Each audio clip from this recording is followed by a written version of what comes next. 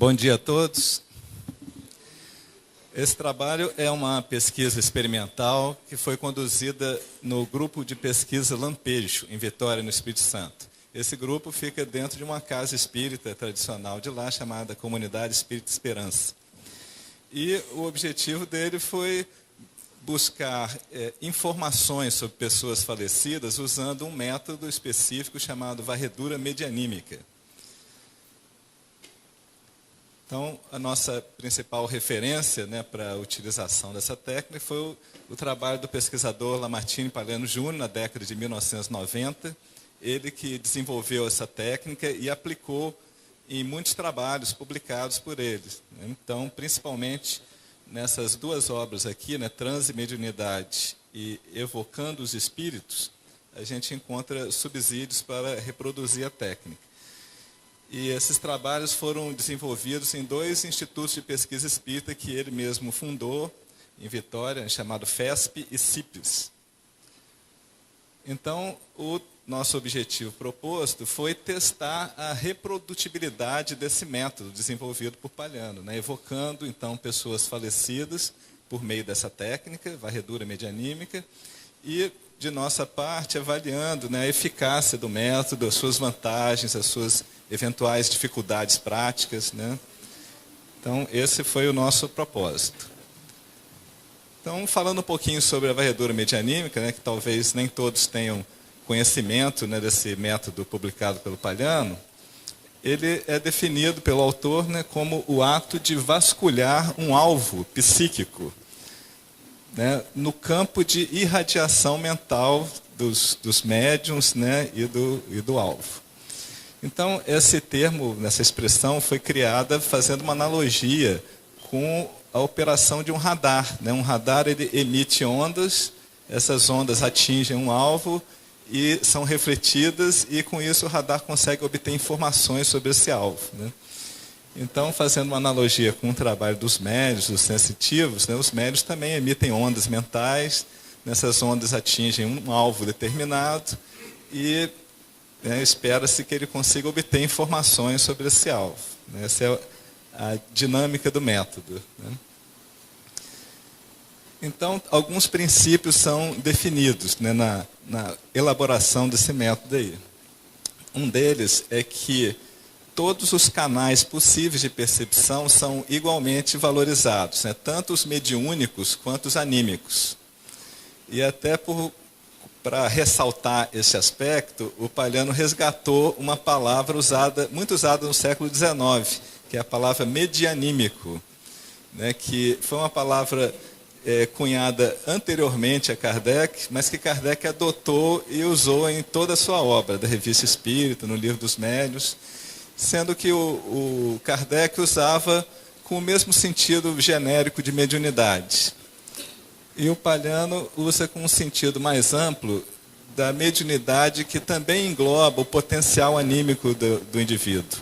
Por exemplo, se um médium tem a possibilidade de ter uma dupla vista, ou ter um desdobramento, ou ter uma clarividência anímica, isso também é válido no processo de captação de percepções. Então, o que é mais valorizado não é o modo como as informações são captadas, mas sim o grau de clareza e precisão que elas venham a ter. Então, por exemplo, não importa se foi por meio de uma psicografia mecânica ou foi por meio de uma simples intuição.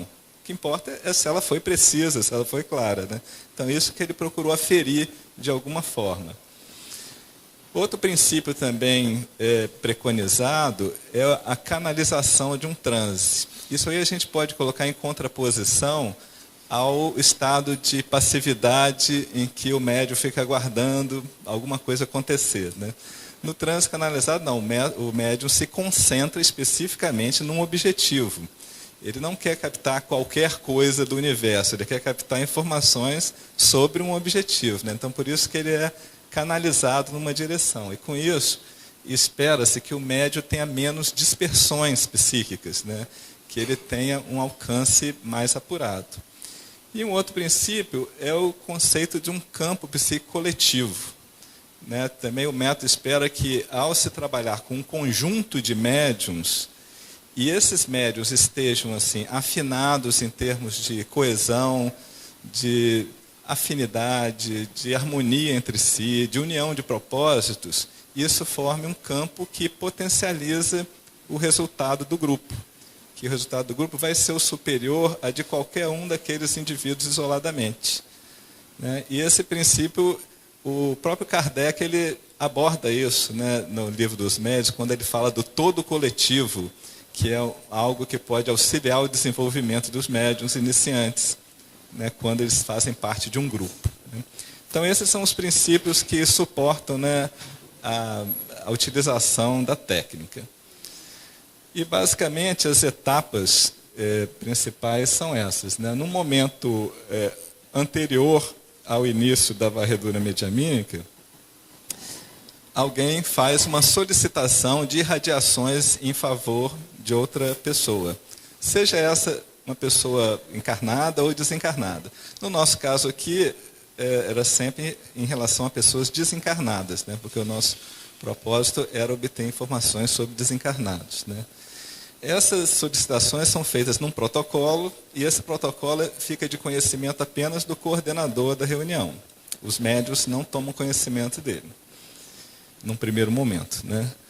Então, quando inicia propriamente, né, a reunião, é feita aquela etapa tradicional de harmonização, né, uma leitura preparatória, uma prece, um pedido de auxílio dos bons espíritos, uma musiquinha de fundo, né, aquele momento inicial de harmonização. Em seguida, o coordenador apresenta os dados básicos sobre a pessoa para a qual a varredura medianímica se dirige. Então, são apenas dados sucintos, né? Depois eu vou mostrar aqui quais são.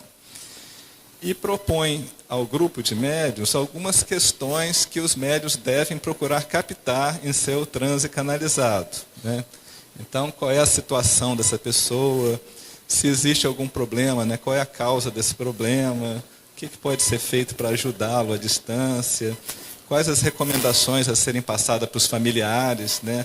No caso de uma pessoa encarnada, para a própria pessoa, eventualmente. Né?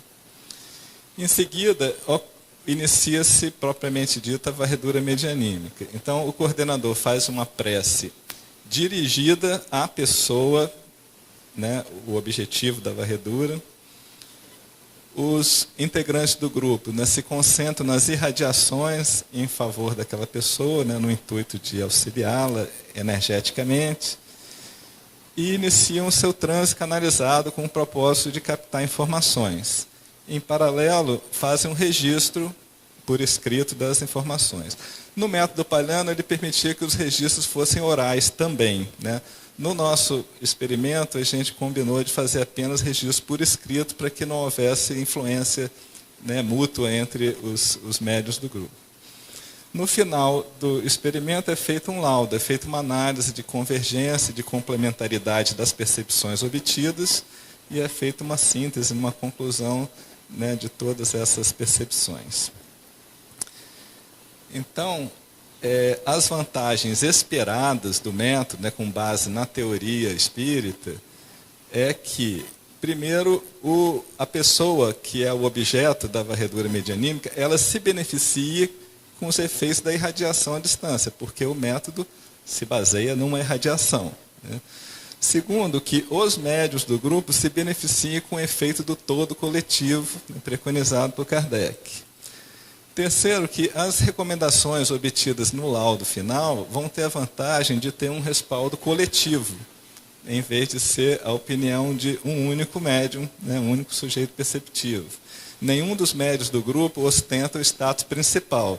Todos, né, em princípio, têm igualdade ali. O fruto do trabalho é coletivo.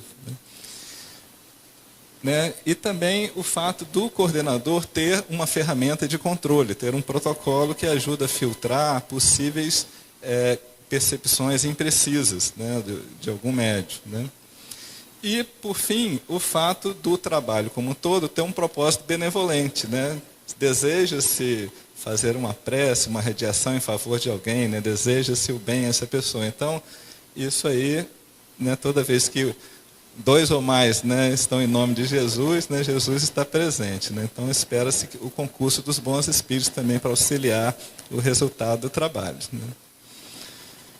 Então, os protocolos utilizados, né, esse aqui é o protocolo do que o solicitante entrega ao coordenador. Né, ele tem um conjunto maior de informações aqui. Né, o nome da pessoa para o qual se faz a varredura medianímica, a data de falecimento, a idade ao falecer, o último endereço que essa pessoa morou, né, a causa da morte, a sua crença religiosa, a sua profissão, alguns entes queridos mais próximos dessa pessoa, tanto encarnados quanto desencarnados, e algumas características peculiares dessa pessoa. Qual o objetivo desse conjunto de dados? Ele não pretende ser um conjunto exaustivo de todas as informações possíveis, mas ele pretende ser assim, um conjunto que dê possibilidades de já se fazer um primeiro controle, né, das percepções com o que está escrito. E depois tem um segundo passo de controle, que é com o que não está escrito. Né? Às vezes são percebidas informações que não estão anotadas no protocolo. Né? Então se recorre aos familiares que conheciam a pessoa para se verificar outros dados que venham ser captados. Né? E esse segundo protocolo aqui, mais resumidinho, são os dados que o coordenador apresenta para o grupo no momento da varredura. Então, ele contém apenas o primeiro nome da pessoa, então não traz o sobrenome para a pessoa já não tentar fazer uma inferência, pertence à família tal, então deve ter tal característica, né? A data de falecimento, a idade ao falecer e o último endereço. Né? No nosso experimento controlado, nós tomamos o cuidado para que as pessoas, né, para as quais a gente dirigiu a varredura não fossem de conhecimento dos médiuns do grupo. Na verdade, cada médium atuou como solicitante uma vez, né, e nas demais vezes como sujeito perceptivo. Então, quando ele atuava como solicitante, né, a gente tomou cuidado para que a pessoa para que ele solicitasse não fosse de conhecimento de todos os demais integrantes do grupo.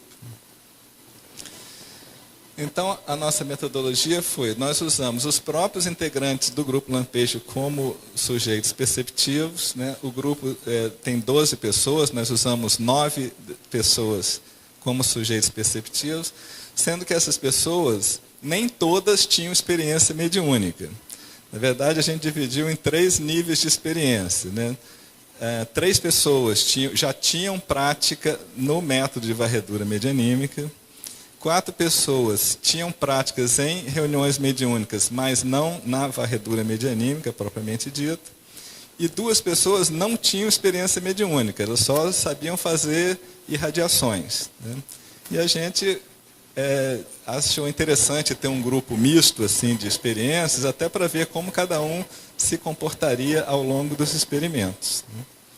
Então houve inicialmente um nivelamento teórico sobre o método, foi uma pequena aula, né, de explicação, não houve treinamento prático, né, a gente do treinamento teórico já foi para a prática propriamente dita. Foram 8 reuniões semanais e nessas 8 reuniões foram realizadas 13 experimentos e todas as percepções registradas por escrito. Então, nós tabulamos inicialmente os dados dos alvos escolhidos, né, que a gente pode ver que tinham diferentes tipos de relação com o solicitante, né, ora era o avô, o pai, a mãe, um tio, né, tinham diferentes tempos de falecimento. Né, o menor deles era 45 dias, e os maiores aqui 40 anos, 48 anos. Né? Tinham diferentes idades ao falecer, né, o mais jovem tinha 40 anos, o mais idoso 90 anos. Diferentes causas de morte, mais ou menos meio a meio a quantidade de pessoas do sexo masculino e feminino. A maioria era católica, mas havia também espíritas, um evangélico e alguns indefinidos. Vocês estão vendo um aqui que está cheio de tracinhos. Foi uma situação, né, diferente dos demais, mas que a gente achou interessante experimentar também. Esse alvo número 5 era um espírito que se manifestou numa das reuniões anteriores à preparação do trabalho e fez uma sugestão de que o nome dele fosse colocado como alvo também. sendo que ninguém conhecia nenhuma informação sobre esse espírito em vida, apenas que ele havia vivido na Rússia, né, e ele foi visto com uma farda militar. Essa era a única informação que a gente tinha. E foi feita a sugestão. Então, nós incluímos ele também no nome para ver que resultado viria daí, né? Então, nós tabulamos, né, todos os resultados dos experimentos.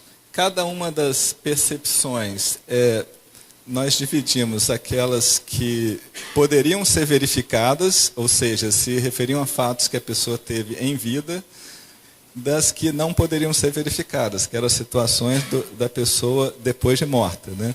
Então, essas que poderiam ser verificadas, nós notamos quantas foram verificações confirmadas, quantas foram parcialmente confirmadas e quantas foram divergentes. E do conjunto total de percepções, né, incluindo as verificáveis e as não verificáveis, quantas houve repetição, ou seja, mais de um sujeito captou a mesma informação. Então, vocês verem que foram números significativos aqui que a gente obteve, né? Eu vou falar um pouquinho mais sobre isso.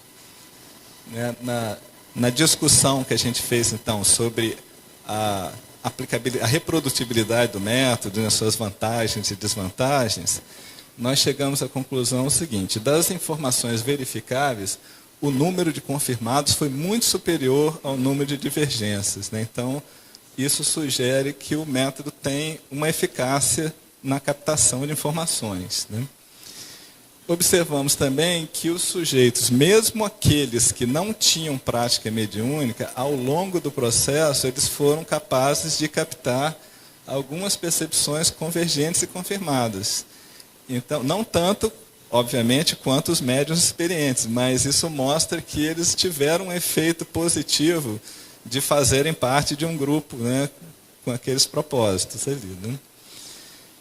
Nós tomamos também uma precaução que foi fazer uma sequência aleatória. Aqueles 3 experimentos, eles foram sorteados, então não se sabia previamente qual era a pessoa para a qual seria feita a varredura naquele dia. Então, com isso, a gente entende que a gente tornou pouco plausível a influência telepática das pessoas que estavam ausentes na reunião, né? As pessoas que estavam presentes poderiam exercer alguma influência telepática, mas as que estavam ausentes, isso fica muito pouco plausível, tendo em vista que a sequência era aleatória, né? Não se sabia em que semana, nem em que horário ia ser feita a varredura em direção a uma pessoa. E nós tivemos alguns casos em que o solicitante não estava presente na reunião. Então, aí menos plausível ainda a influência telepática. Então, nos casos número 2, 8, 12 e 13, não havia presença do solicitante, ou seja, não havia presença de ninguém que conhecesse o caso, e ainda assim houve 21 percepções confirmadas desses 4 casos aí, né? Então, mostrando que, tanto estando presente o solicitante ou não, né, havia um número grande de convergência. Outra conclusão que a gente teve é que houve percepções bem específicas, não foram coisas assim muito vagas, não, né? E isso torna pouco plausível a hipótese de adivinhação por sorte. Então, eu citei assim 2 casos aqui, só como exemplificação, né? Então, no caso número 1, houve a percepção de que a pessoa falecida gostava de se vestir com estampas floridas. É uma informação bem específica. E 4 médiuns na reunião tiveram essa percepção simultaneamente, né? Uma coisa bem específica. Outro caso aqui, o caso número 2, houve a percepção de que o falecido esteve sozinho num trem. Aí não é trem de mineiro, não, é trem mesmo, né? E aí o solicitante depois veio a confirmar, aliás, o solicitante não estava presente nesse caso, né? Mas depois ele veio a confirmar que quando a pessoa faleceu, ela estava em outra cidade, o seu caixão foi colocado, né, junto com o corpo num trem, para ela ir para outra cidade, e esse trajeto, o caixão foi sozinho mesmo, ninguém acompanhando, para ele ser enterrado em outra cidade lá. Então, é uma coisa muito específica também para ser adivinhada ao acaso, né? E nós também captamos situações em que ficou notória a imprecisão do médium, né, ou uma possível interferência anímica lá. Então, isso foi visto até como positivo, por quê? Primeiro, porque foi um número pequeno de casos, né? Foram 5 percepções num total de 70. né? E segundo, que isso mostra que o método ajudou a identificar essas situações mais facilmente, né? Porque é ruim quando você fica sem ter uma ferramenta para identificação. Então, aqui 2 casos bem emblemáticos aqui. No caso número 6, um médium captou que a pessoa falecida tinha passado a infância na cidade de Cachoeiro, que fica no Espírito Santo. Depois, quando foi verificar, a informação correta era que a cidade de Cachoeiras, no estado do Rio de Janeiro. Então, você vê, né, um pequeno detalhe assim, né, e sendo que o médium conhecia a cidade de Cachoeiro, ele não conhecia a outra cidade, né? Então, ele certamente traduziu por aquela que ele conhecia, né? Então, fica bem caracterizado aí um caso de interferência anímica, né? E uma outra situação, o médium captou que a pessoa trabalhava com moda e teve doenças respiratórias. Aí a solicitante falou, não, essa fui eu que trabalhei com moda e eu que trabalhei e tive doenças respiratórias. Então, o médium, né, errou de alvo, né? Captou informação sobre o solicitante em vez de captar sobre a pessoa falecida, né? E, por fim, nós também, o número total de percepções convergentes, né, somando todas as repetições, né, de todas, foi um número bem alto, foram 200 repetições ao todo, aí, né, somando. Então, e foram repetições não sistemáticas. Então, por exemplo, vamos imaginar o caso das informações que não são verificadas. Por exemplo, a situação da pessoa depois de morta. Ela pode estar em sofrimento, pode estar serena, pode estar alegre, pode estar triste, pode estar num hospital, né? Então, são várias possibilidades que existem, né? E houve situações de percepções de cada uma dessas possibilidades, né? Teve casos que perceberam que o espírito estava no hospital, teve outros que perceberam que o espírito estava eufórico, outros perceberam que o espírito estava em sofrimento, outro que ele estava assim, sereno, porém tristonho, e com repetições, né? Então, isso mostra que não houve uma percepção sistemática, e ainda assim houve convergências, né? O que reforça a hipótese de que a percepção foi precisa, né? Aí um exemplo emblemático, então, sobre aquele caso número 5, que é o caso do espírito que pediu para colocar o nome dele na lista de pessoas dos experimentos, né? Então, esse era um caso não verificável, porque ninguém conheceu essa pessoa em vida, não havia nenhum registro biográfico dessa pessoa, né? Esse caso, houve 26 percepções convergentes sobre esse alvo. E coisas bem específicas, né? Por exemplo, que ele teve uma origem rural, que ele estudou em escola militar, mas ele não exerceu a função de combatente, ele exercia uma função de estrategista militar, e que, ao longo da carreira dele, ele se interessou por ciências ocultas, mas ele fazia isso de forma discreta, porque isso era mal visto no exército e pela igreja, né? Então, foram coisas bem específicas sobre esse alvo também. Então, conclusões que a gente tirou é que os experimentos sugerem a eficácia do método. E que, como vantagens, nós temos que ele não requer faculdades extraordinárias de um médium. Então, isso é diferente, por exemplo, quando os pesquisadores do passado estudavam a senhora Piper, por exemplo, que era uma clarividente extraordinária, né? Então, eles queriam provar as percepções criptestésicas usando um médium extraordinário, né? Isso aqui não, a gente consegue evidenciar essas percepções, né, de criptestesia com médiums com faculdades não extraordinárias, né? Outro aspecto vantajoso do método é esse aspecto coletivo, né? Ninguém fica com o status de superstar aí, né? O trabalho fica difuso entre todos os integrantes ali, né? E o método ajuda a identificar imprecisões e interferências, que a gente acha positivo também. Como possíveis embaraços, né, mas que são contornáveis, nós entendemos que existe uma cultura no movimento espírita de que o bom médium é aquele que tem uma boa passividade, né? Aquele que fica quietinho lá, aguardando acontecer alguma coisa, sem atrapalhar o processo.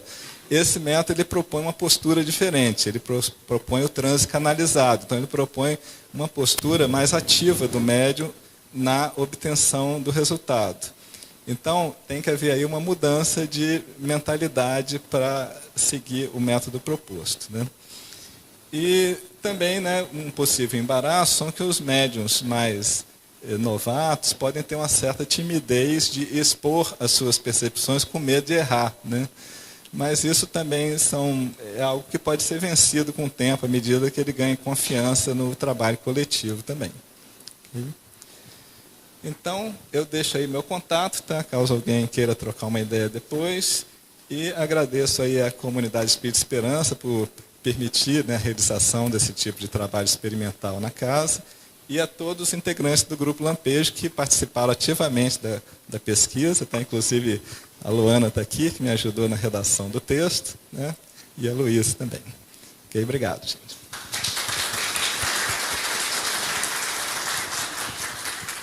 Então, nós estamos agradecendo muito, Rafael, e temos o espaço agora de 10 minutos para perguntas e comentários.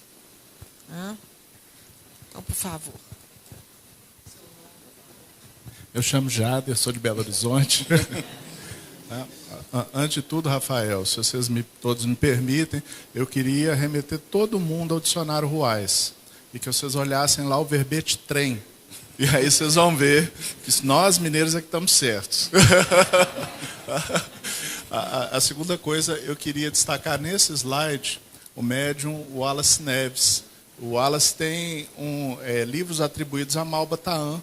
Eu li Malba Tahan na minha juventude, a gente tinha coleção completa no Cefet, tá? E o texto do Wallace é muito próximo do texto do Malba Tahan encarnado.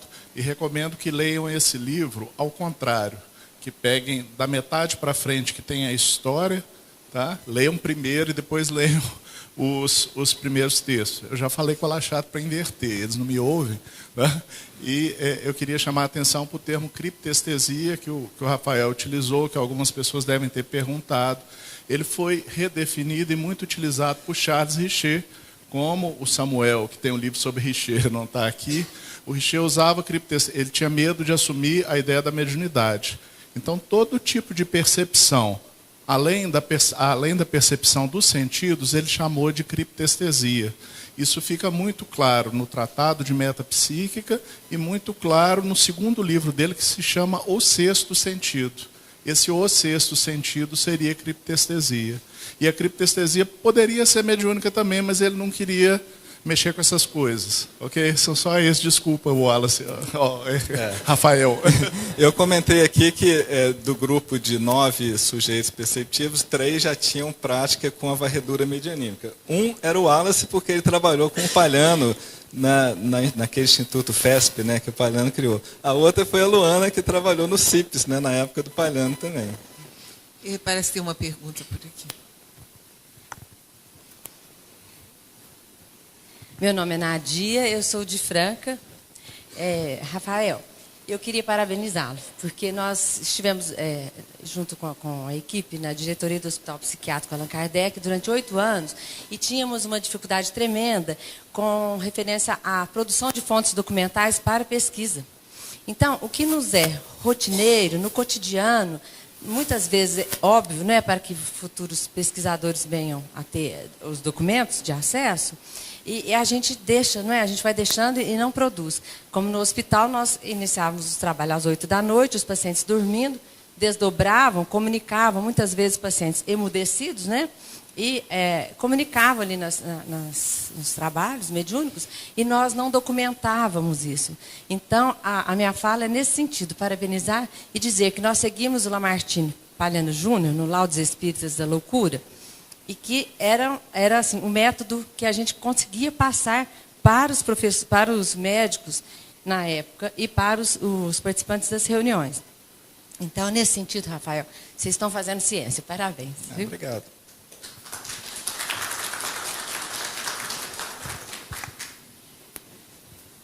Bom dia, meu nome é Alexandre, sou de Campinas. Rafael, interessante o trabalho. Assim, eu tenho algumas questões, quer dizer, acho que hoje agora não vai dar tempo.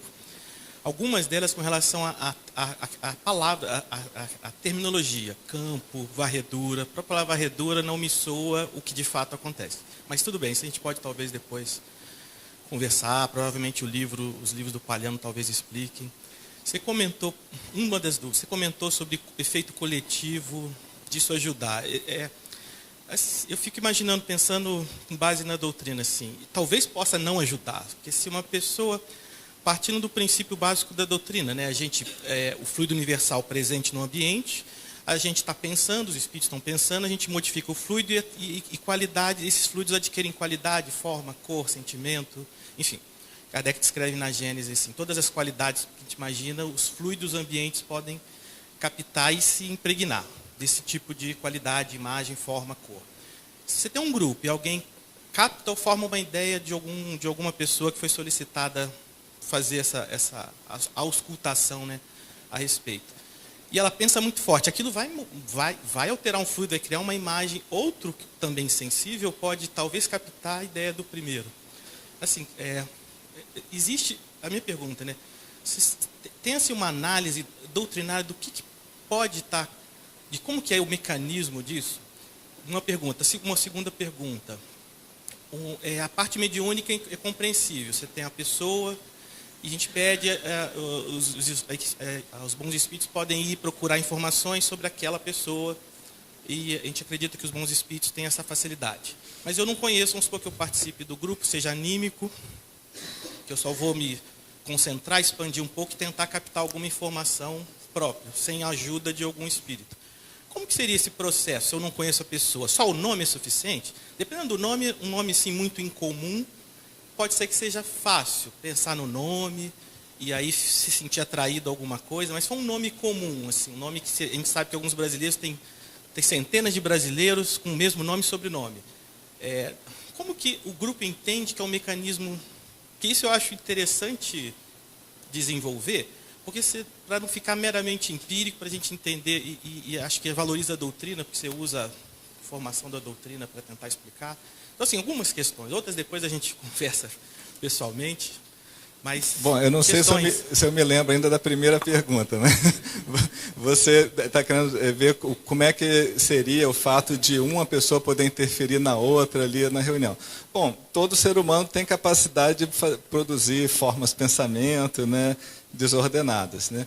Mas a gente entende que o princípio do método é o seguinte, é igual remadores de um barco, né? Se você pegar e botar um remo para cada um e falar assim, cada um rema para onde quiser ir, o barco vai ficar parado ou vai ficar rodando no mesmo lugar, né? Agora, se você combina com todo mundo vai remar na mesma direção, o barco vai rápido e mais rápido do que ele iria se fosse um só remando. Então, o objetivo do método é isso, é tentar fazer todo mundo remar num propósito, assim, e criar essa coesão. Quanto ao fato assim, de tentar uma explicação teórica para como um sensitivo consegue sintonizar com uma pessoa que ele nem conhece, nunca viu, não sabe onde que ela fica, né? A gente não tem como teorizar quanto a isso no momento, né? E, como eu comentei no início, o método pressupõe que o trabalho ele pode ser médium e anímico, né? Então, ele assume assim, que pode haver espíritos auxiliando isso. E ele não pretende excluir uma hipótese da outra, não. Ele pretende assim, nós queremos obter clareza e precisão, né? Não importa como ela seja obtida. Então, essa parte teórica ainda vai ficar para trabalhos futuros aí, né? Tem uma pergunta ali.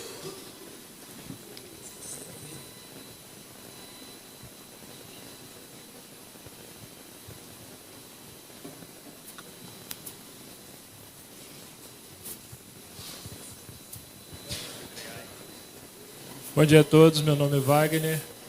Complementando o que você está observando, Allan Kardec diz nas experiências dele que quando ele queria comunicar a algum espírito, esse espírito já se encontrava lá, porque no momento em que ele pensava em fazer essa comunicação, o espírito já recebia essa informação.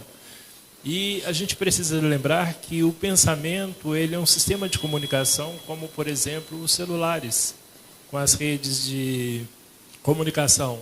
Apesar das imagens dos sinais ser transmitido em 360 graus, ele traz um código que somente aquele aparelho que precisa ser comunicado tem e recebe aquela mensagem, e ele capta essa informação e a mantém. Os outros, percebendo aquele código, acabam descartando.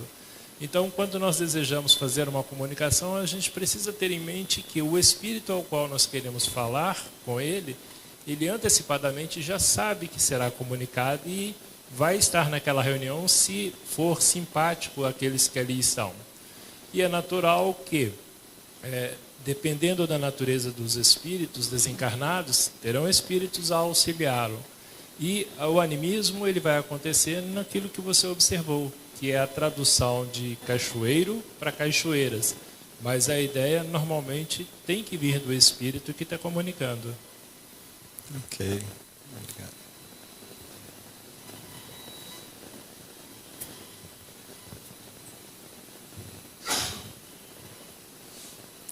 Eu concordo com a sua opinião, só fazendo um adendo aqui, quanto ao termo anímico, né? O termo anímico é muito usado no movimento espírita em relação a interferências que o sujeito faz em relação a uma comunicação mediúnica. Mas o anímico aqui é usado num sentido mais amplo, como o que o Aksakov usava, que era o seguinte: o potencial que a alma do próprio sujeito perceptivo tem em captar informações do mundo sem participação de outras entidades. Então, o fato de você ter uma dupla vista e saber o que está acontecendo agora lá em Pedro Leopoldo, né, por exemplo. Isso pode não ter participação de espírito nenhum, e é um fenômeno anímico, né? Então, ele é usado nesse sentido mais amplo também. Só uma correção, gente. O Aksakov chamava isso de personímico. Nós, espíritas, é que temos usado o termo anímico depois de outras influências. Ele usou o termo anímico com outro sentido, com outra finalidade. Isso, que é essa exatamente que você colocou, personímico. Tá? Eu queria, se você me permite também, sempre que a gente faz uma metáfora, a gente está fazendo uma metáfora sobre como deve funcionar a mediunidade. Você fez a metáfora do rádio. A gente não descreveu um mecanismo, a gente não tem uma certeza de que se dá exatamente dessa forma ou que há. São formas que os espíritos tentam utilizar dentro da nossa compreensão, da nossa linguagem, para a gente poder fazer uma comparação. E sobre as teorias, em respeito aos céticos, tá? Isso que o Rafael colocou pode ser explicado de 3 formas. Tem 3 grandes teorias para isso. Você tem a teoria da telepatia, que vai ter alguma dificuldade para explicar alguns dos resultados que o Rafael explicou. Você tem a teoria da superpeça, tá? Que, se me permite, Humberto, é super metafísica também, que é a capacidade da mente ir buscar informação em qualquer lugar do universo. Tá? Eu acho mais difícil acreditar nisso do que acreditar nos espíritos. E você tem a teoria espírita. E a teoria espírita fala no acesso a informações que são enviadas pelos espíritos e que nós sabemos que passam também pelo psiquismo do médium, que é exatamente isso que o Rafael está mostrando. Então, a gente tem... A teoria espírita não é só da mediunidade. Kardec, quando teorizou, ele falou que o fenômeno da mediunidade poderia ter interferência do médium, da influência do médium na comunicação. Tem um capítulo do Livro dos Médiuns sobre isso. Então, a teoria espírita ela é um pouquinho mais ampla e desafia a gente a tentar, com certeza, distinguir uma coisa da outra. Agora, quanto ao que você falou, Alexandre, no nosso grupo, a gente tem uma terceira parte na reunião mediúnica em que as pessoas narram o que perceberam e não falaram. Porque o que acontece? Alguns médiuns têm muita... já foi feita pesquisa que diz que para distinguir mediunidade de doença mental, num delírio, o delirante ele tem certeza do que ele fala, mesmo que seja absurdo. E o médium, ele tem sempre insegurança do que ele percebe. E ele sempre fica perguntando, será que é meu? Será que é meu? E pelo tanto de cabecinha que está baixando aí, eu vejo que é uma coisa real. Então, quando a gente fala essas coisas, mesmo correndo o risco de ser telepatia, a pessoa se sente mais segura de falar assim, olha, eu estou percebendo uma coisa que não foi inventada só na minha cabeça e que não é percebida pelos sentidos. Tá? Então, ainda que seja telepatia, isso é importante para o desenvolvimento da mediunidade, segundo falava Kardec.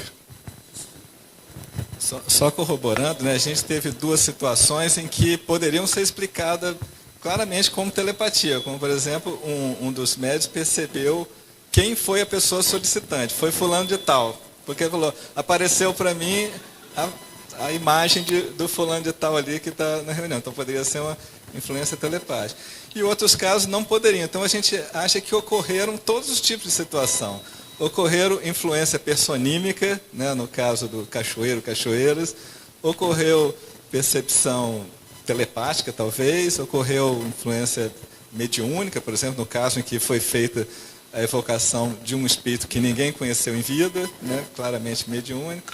Então, acho que foi um pouquinho de cada coisa, né, e o método não pretende teorizar qual caso foi qual.